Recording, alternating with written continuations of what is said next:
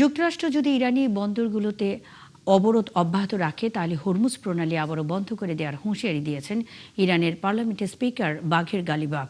একই দিন হরমুজ দিয়ে জাহাজ চলাচলের ক্ষেত্রে 4টি শর্ত দিয়েছে ইরানের বিপ্লবী গার্ড। অন্যদিকে মার্কিন প্রেসিডেন্ট ডোনাল্ড ট্রাম্প বলেছেন ইরান যুক্তরাষ্ট্রের প্রায় সব শর্তই মেনে নিয়েছে এবং 2-1 দিনের মধ্যে একটি চুক্তি হতে পারে। আগামী সোমবার ইসলামাবাদে যুক্তরাষ্ট্র ও ইরানের মধ্যে দ্বিতীয় দফার আলোচনা হতে পারে বলে জানা গেছে। সৃষ্টি ঘটকের রিপোর্ট। ইরানের পররাষ্ট্রমন্ত্রী আব্বাস আরাকচি হরমুজ প্রণালী খুলে দেওয়ার ঘোষণা দেওয়ার পর এই প্রণালী দিয়ে জাহাজ চলাচলের ক্ষেত্রে 4টি কঠোর শর্ত জারি করেছে ইরানের ইসলামী বিপ্লবী গার্ড আইআরজিসি। বর্তমানে কার্যকর থাকা যুদ্ধবিরতির আবহে এই নতুন নির্দেশনা দেওয়া হয়েছে। আইআরজিসি নৌবাহিনী ঘোষণা দিয়েছে হরমুজ প্রণালী দিয়ে বেসামরিক নৌযানগুলো চলাচলের ক্ষেত্রে শুধু ইরানের নির্ধারিত রুট ব্যবহার করতে পারবে। প্রণালী দিয়ে যে কোনো ধরনের সামরিক জাহাজ বা যুদ্ধজাহাজ চলাচল আগের মতোই কঠোরভাবে নিষিদ্ধ থাকবে। হরমুজ প্রণালী দিয়ে প্রতিটি জাহাজ পারাপারের জন্য আইআরজিসি নৌশাখার কাছ থেকে আগাম অনুমতি নিতে হবে এবং এই যাতায়াত সুবিধা চলমান যুদ্ধবিরতি চুক্তির সঙ্গে সঙ্গতিপূর্ণ এবং লেবাননের যুদ্ধবিরতির পূর্ণ বাস্তবায়নের উপর নির্ভরশীল বলেও বিবৃতিতে জানায় আইআরজিসি। এর মাধ্যমে ইরান স্পষ্ট করে দিয়েছে যে বাণিজ্যিক জাহাজ চলাচলের সুযোগ দেয়া হলেও এই গুরুত্বপূর্ণ জলপথের ওপর তাদের সামরিক নিয়ন্ত্রণ ও তদারকি আগের মতোই অটুট থাকবে। এর আগে শুক্রবার ইরানের পররাষ্ট্রমন্ত্রী আব্বাস আরাকচি এক্সে জানিয়েছিলেন লেবাননে 10 দিনের যুদ্ধবিরতির সঙ্গে সঙ্গতি রেখে তেহরান ও ওয়াশিংটনের মধ্যকার যুদ্ধবিরতির অবশিষ্ট সময়ের জন্য হরমুজ প্রণালী উন্মুক্ত থাকবে। মার্কিন প্রেসিডেন্ট ডোনাল্ড ট্রাম্প এই সিদ্ধান্তকে স্বাগত জানালেও দেশটির উপর মার্কিন নৌ অবরোধ প্রত্যাহার করা হবে না বলেও ঘোষণা দিয়েছেন। তবে হরমুজে মার্কিন অবরোধ অব্যাহত থাকলে আবারও ওই নৌপথ বন্ধ করার হুঁশিয়ারি দিয়েছেন ইরানের পার্লামেন্টের স্পিকার বাঘের গালিবাফ। তিনি ট্রাম্পকে কটাক্ষ করে বলেছেন হরমুজ নিয়ে সিদ্ধান্ত সামাজিক যোগাযোগ মাধ্যমে নয় বরং আলোচনার টেবিলে নিতে হবে। এ সময় ট্রাম্প সম্প্রতি ইরানের সঙ্গে সমঝোতা নিয়ে অন্তত 7টি মিথ্যাচার করেছেন বলেও অভিযোগ তোলেন গালিবাফ। এদিকে ইরানের সঙ্গে বিরোধ প্রায় শেষ হয়ে এসেছে এবং দেশটি যুক্তরাষ্ট্রের প্রায় সব শর্ত মেনে নিয়েছে বলে দাবি করে ট্রাম্প বলেছেন 2-1 দিনের মধ্যেই দুই দেশের মধ্যে একটি চুক্তি হতে পারে। এদিকে যুক্তরাষ্ট্র ও ইরানের মধ্যে আগামী সোমবার দ্বিতীয় দফার আলোচনা হতে পারে বলে সংবাদ মাধ্যম সিএনএনকে জানিয়েছেন ইরানের এক কর্মকর্তা। আর এ বৈঠককে সামনে রেখে রবিবার ইসলামাবাদে যেতে পারেন আলোচনাকারীরা। সৃষ্টি ঘটক, 71।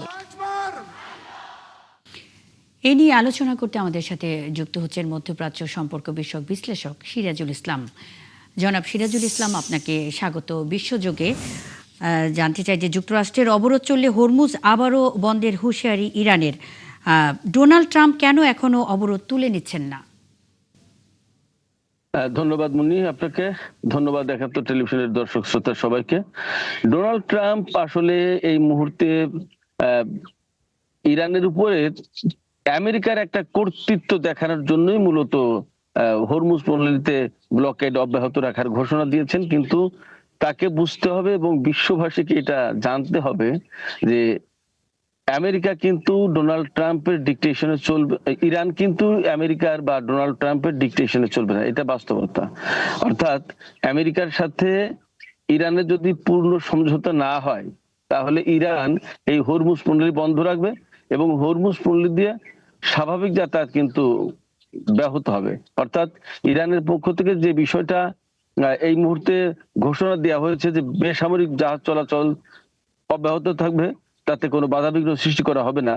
কিন্তু ডোনাল্ড ট্রাম্প পরবর্তীতে যে ঘোষণা দিলেন যে ব্লকেড অব্যাহত থাকবে, এই ব্লকেড যদি অব্যাহত থাকে তাহলে হরমুজ প্রণালী ইরান আবার বন্ধ করে দেবে, এটা বলেছেন। এবং আপনাদের যে রিপোর্ট প্রচার হলো সেই রিপোর্টেই বলা হয়েছে যে ইরানের স্পিকার বাকের কলিবাফ তিনি কিন্তু শুধু স্পিকারই নন, তিনি কিন্তু একসময় আইআরজিসির কমান্ডার ছিলেন এবং অত্যন্ত প্রভাবশালী রাজনীতিবিদ ইরানের ভূখণ্ডে। তিনি বলেছেন যে ডোনাল্ড ট্রাম্প 1 ঘন্টায় যে 7টা সোশ্যাল ট্রুথে যে পোস্ট দিয়েছেন সবগুলোই মিথ্যা, একেবারে সরাসরি তিনি ফলস বলেছেন। জি, তো সেক্ষেত্রে জনাব সিরাজুল ইসলাম, এটি হয়তোবা কৌশলগত চাপ বজায় রাখার অংশ অথবা অভ্যন্তরীণ রাজনৈতিক সিদ্ধান্ত ডোনাল্ড ট্রাম্পের। জানতে চাই যে ইরানের এই সিদ্ধান্ত কি আন্তর্জাতিক চাপ কমানোর চেষ্টা নাকি বড় কোনো কৌশলের অংশ? আপনি জানেন যে পাকিস্তানের রাজধানী ইসলামাবাদে দ্বিতীয় দফা একটা বৈঠকের তোড়জোড় চলছে। বিশেষ করে পাকিস্তানের পক্ষ থেকে খুবই তৎপরতা চলছে, এবং পাকিস্তানের পক্ষ থেকে যে তৎপরতা চলছে সেটা মূলত আমেরিকার চাওয়া পাওয়ার একটা বহিঃপ্রকাশ। অর্থাৎ আমেরিকা চাইছে তাই পাকিস্তান এত বেশি তৎপরতা চালাচ্ছে। এই ব্যাপারে ইরানের পক্ষ থেকে কিন্তু অতটা তৎপরতা নেই। সেক্ষেত্রে যেহেতু আমেরিকা চাইছে, আন্তর্জাতিক বিশ্ব চাইছে যে একটা সমঝোতা হোক বা আলোচনার ভেতর দিয়ে একটা সমাধান হোক, ইরানও তাতে সাড়া দিতে রাজি, এবং তারই একটা, অর্থাৎ ইরানের যে সদিচ্ছা আছে সেই সদিচ্ছার একটা নিদর্শন, একটা প্রমাণ রাখলো হরমুজ খুলে দিয়ে। কিন্তু আমেরিকা যদি এট দ্য সেম টাইম একই রকমের কাজ না করে, তাহলে ইরান কিন্তু আমেরিকার ডিকটেশন মতো কাজ করবে না। এইটা পরিষ্কার করে দিয়েছে হরমুজ খুলে দিয়ে, এবং ইরানি কর্মকর্তাদের, বিশেষ করে আব্বাস আরাকচি এবং বাকের কলিবাফের পক্ষ থেকে যে বক্তব্যগুলো এসছে তার ভেতর দিয়ে পরিষ্কার হয়েছে যে আন্তর্জাতিক চাপ বা আমেরিকার চাপের কারণে না, বরং আন্তর্জাতিক প্রত্যাশাটা মাথায় রেখে, এবং ইরান যে সারা বিশ্বের যুদ্ধ নয় শান্তি চায় এই বিষয়টা প্রমাণ করার জন্য মূলত এই হরমুজ খুলে দিয়েছে এবং তাদের এই অবস্থান ঘোষণা করেছে। জনাব সিরাজুল ইসলাম, অসংখ্য ধন্যবাদ যুক্ত হয়ে আলোচনায় অংশ নেয়ার জন্য। আমাদের সঙ্গে যুক্ত ছিলেন মধ্যপ্রাচ্য সম্পর্ক বিষয়ক বিশ্লেষক সিরাজুল ইসলাম।